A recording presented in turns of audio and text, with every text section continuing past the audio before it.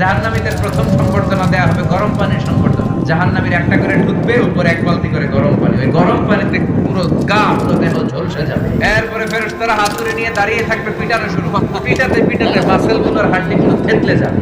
জাহান্নামের আগুনে জ্বলতে জ্বলতে যখন চামড়াগুলো গোশতগুলো ঝলসে যাবে, রব্বুল আলামিন নতুন করে চামড়ার গোশত গায়ের মধ্যে বের করে দেবে। ওই চামড়া গোশত আবার ঝলসাবে, আবার আযাবটার মজা যেন ভালো করে টের পায়।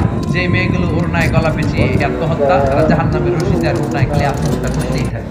গীবত করে চগল করি আছে না নাই? লাহুম আযফার মিন নুহাস, তাদেরকে আল্লাহ জাহান্নামের তামা দিয়ে নখ বানায় দিবে, আগুন ঝরবে। ইয়াখতাশুনা বিহি উজুহাহুম, নিজেরা নিজের গালের গোশত আর বুকের গোশত টেনে কুড়ে কুড়ে খাবে। ওদের ব্যথা চিৎকারে পুরো জাহান্নামটা থারথার করে কাঁপবে। যারা যাকাত দেয় নাই, জাহান্নামের টেকো সাপ জামিনে ঢুকে যাবে। আবার সাপ ওখান থেকে ছোবল দিয়ে বের করে কোমর থেকে পেঁচতে পেঁচতে গলার মধ্যে একটা বান দিয়ে বলবে, আনামাল আনা কানসু।